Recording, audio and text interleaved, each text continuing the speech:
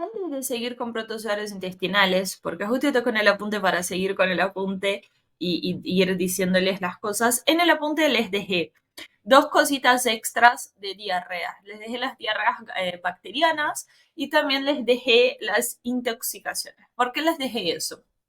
Porque como esa bolilla tenemos rotavirus, tenemos protozoarios intestinales, tenemos que pensar que en algún momento los van a preguntar los diagnósticos diferenciales entre una diarrea viral, una diarrea bacteriana y protozoaria. Entonces, ¿qué es lo que tenemos que hacer con ese diagnóstico diferencial? Normalmente las diarreas virales no le vamos a tomar una muestra, no le vamos a hacer un diagnóstico, salvo que sea algo muy complejo o que, por ejemplo, normalmente se hacen, ponerle un crucero, se puede llegar a hacer si estamos viendo un brote, o en una comunidad cerrada, por ejemplo, el ejército, que eso sí lo van a testear para saber qué es, pero normalmente no se hace. Entonces, si la persona tiene un cuadro que es agudo, pero es agudo ya a un punto que fue hospitalizada por una deshidratación o por los vómitos, porque sí, cuando la persona consulta, vamos a arrancar así, para que entiendan por qué algunas personas sí internamos, otras no, y porque algunas hacemos diagnóstico, otras no. Ponele que tenés un paciente y ese paciente viene, eso podría ser una pregunta de bolillero de esa bolilla. Viene un paciente y ese paciente te pregunta, viene por vómitos y diarrea. Y vos le preguntas hace cuánto tiene los vómitos y diarrea, si tomó algo, qué estuvo comiendo, le ves si tiene pliegue, o sea, el signo del pliegue para saber si está deshidratado, le preguntas hace cuánto tiene, qué comió, si hay alguien más en la casa que tiene ese cuadro clínico, y el paciente te dice que está vomitando hace 72 horas, no puede parar de vomitar, todo lo que come vomita, no, ya intentó tomar alguna pastilla y sigue vomitando, tiene diarrea y le ves como deshidratado. A ese paciente es más probable que lo internes o por lo menos los dejes sin observación en la guardia unas 6 horitas pasándole un suero. Porque uno de los cuadros que tenemos que intentar internar o dejar en observación, no lo vamos a internar posta, pero lo vamos a dejar en guardia un rato, es los vómitos que no los podés, son incorresibles, no podés sacar los vómitos de la persona. Y eso es un cuadro de que posiblemente llegue a una deshidratación severa. Entonces tenemos que evitar que la persona llegue a esa deshidratación severa. Por otro lado, entonces ahí ya estamos pensando no en la etiología que estamos internando, sino estamos internando por los síntomas que tiene la persona.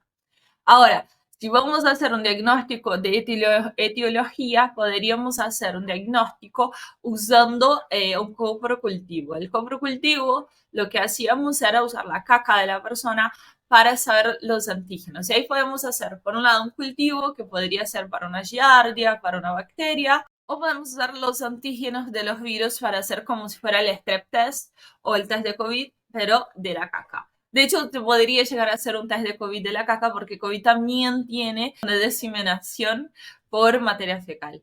Entonces, cuando estamos pensando en gastroenteritis, normalmente no solemos hacer ningún tipo de diagnóstico. Hacemos un diagnóstico clínico en base a la gravedad de los síntomas y por eso internamos o no.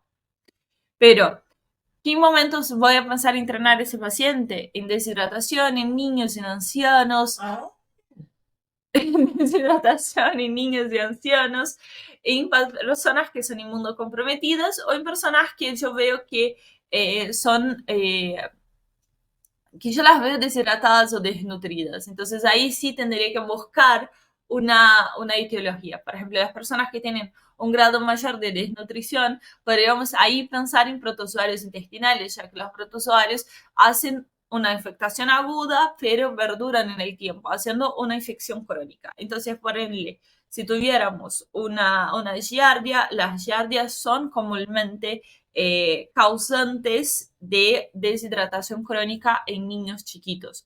Las diarreas son hermosas, tienen esos ojitos, a mí me encantan. Son como unas arrayas, a ver, les voy a buscar una.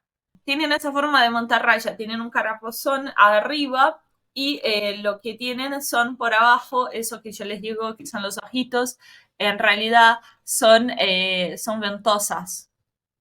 tiene ventosas y esas ventosas lo que hacen es se pliegan al intestino delgado y miren acá el hermoso cuadro del CDC que yo amo, que lo que nos muestra es el ciclo de ese parásito.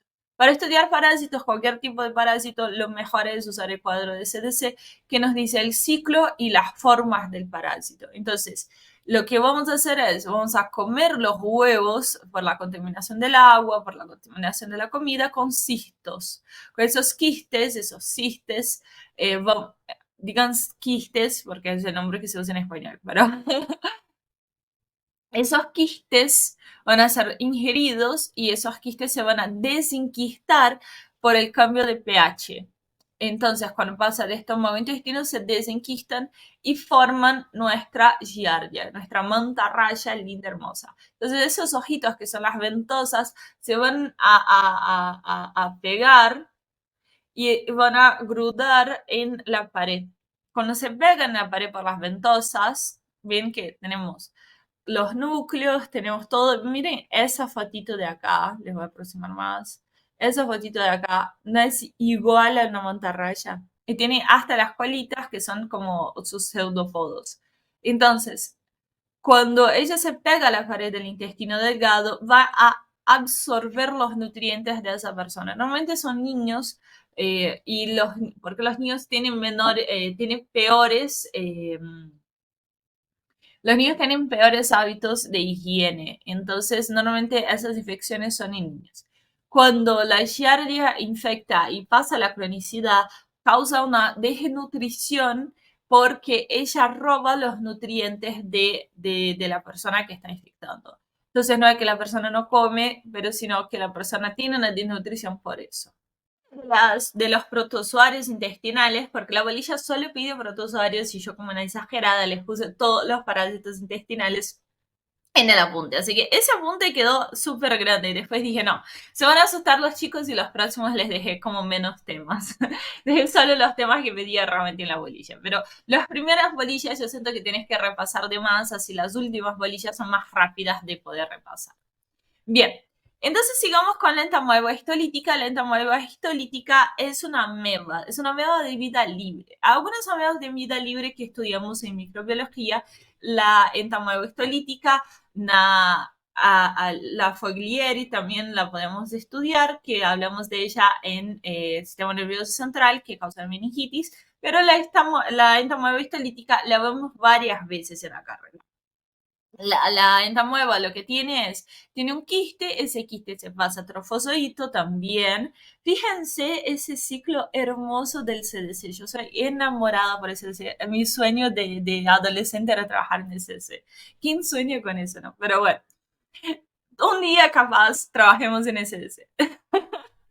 El CDC es el Centro de Control de Enfermedades de Estados Unidos y es el que rige todas las leyes de controles antimicrobianos y el donde están guardadas muchas de las cepas más virulentas del mundo, de ébola y de todos esos.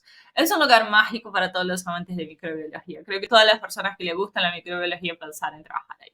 Bien, ya les hice un pequeño break para que se tomaran el mate, respiraran y me miraran con cara rara, así que seguimos. Entonces, la entamoeba histolítica es una de las amebas de vida libre que vamos a hablar en microbiología porque hace infecciones en los humanos. Entonces, en nuestro ciclo de CDC lo que podemos ver es que tenemos una persona que se está comiendo los quistes maduros, o sea, que voy a liberar quistes que necesitan madurarse. Entonces, los quistes pueden madurarse afuera del huésped, de modo general, en parasitología, afuera del huésped o adentro del huésped. En el caso de la entamoeba, se maduran adentro del huésped. Entonces, cuando yo libero los quistes, ya son infecciosos.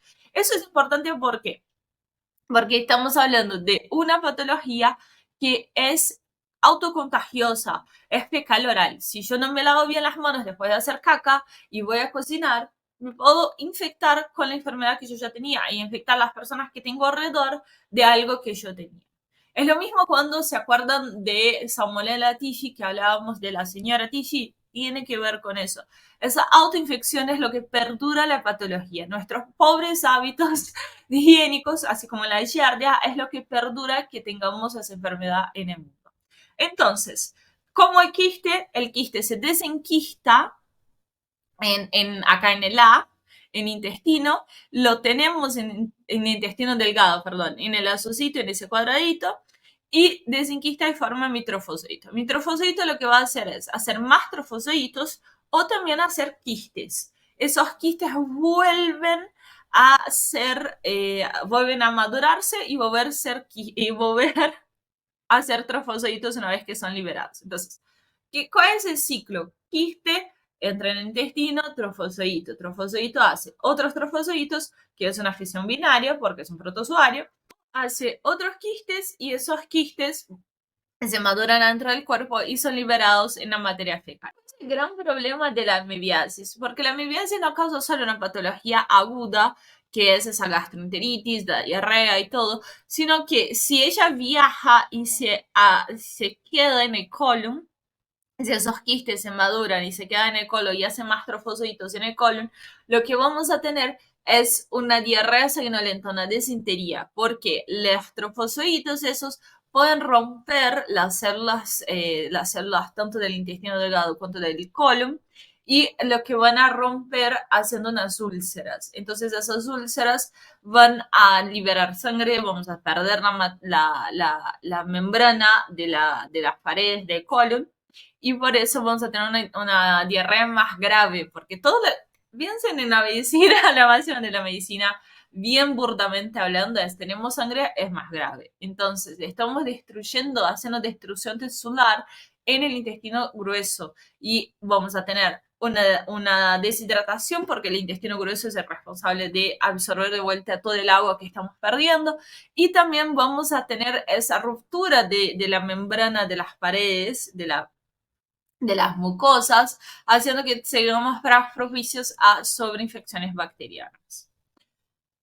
La amibiasis, ¿cómo se va a diagnosticar y cómo se va a tratar? Si viene un paciente que ya viene con ese cuadro hace unos días y nos consulta y nos pide que le solucionemos el problema, lo que vamos a hacer es un coprocultivo para saber si es bacteriano, si es parasitario. Entonces, una vez que nosotros tengamos ese coproparasitológico, lo vamos a poner en microscopio. Cuando pongamos el microscopio, vamos a ver los quistes y los trofosoditos, porque los dos son los elementos diagnósticos. Cuando veamos acá el microscopiocito, significa que esos son los elementos diagnósticos en nuestro ciclo celular. Entonces, si yo veo los trofositos o los quistes o ambos, yo voy a hacer el diagnóstico de amibiasis y le voy a tratar con antiparasitarios. No le voy a tratar con antibióticos porque no va a funcionar, porque no es una bacteria. Tenemos otros protozoarios intestinales que son los coccidios intestinales. Los coccidios son tres: el Cryptosporidium, la Cyclospora callatiensis y la Disospora belli, que ahora la quieren llamar Citoisospora. En teoría, si decís isospora te deberían entender, pero viste cómo son, así que vamos a decir Citoisospora. No cambia mucho, de hecho las diapos dicen las dos cosas, entonces tendrían que todavía aceptar porque no hace mucho que se cambió el nombre. Todas las tres hacen diarreas agudas en las personas, y lo que les va a cambiar, por un lado, es dónde los consiguen y también su estructura física. La patología es bastante similar en las tres. Venga, en postproducción aclararles que la principal diferencia entre ellos va a ser estructural, ya que su ciclo va a ser un ciclo fecal oral con alguna maduración en el medio distinta a cada uno de ellos. Pero la idea acá es que sepas cómo es el ciclo general de los tres y por ahí sepas la cantidad de quistes que tiene cada uno, que va a ser la gran diferencia estructural que vamos a tener entre esos tres parásitos protozoarios. Está bueno ver ese ciclo de vuelta, pero no es tan necesario para microdos. Es importante saber que los tres causan patologías similares, pero las patologías son llamadas distintas. Y también es importante saber que tuvieron una relevancia más grande con HIV-Sida. ¿Por qué? A pesar de ser inautolimitadas, inmunocompetentes e inmunocomprometidos, tienen una cronicidad más grande.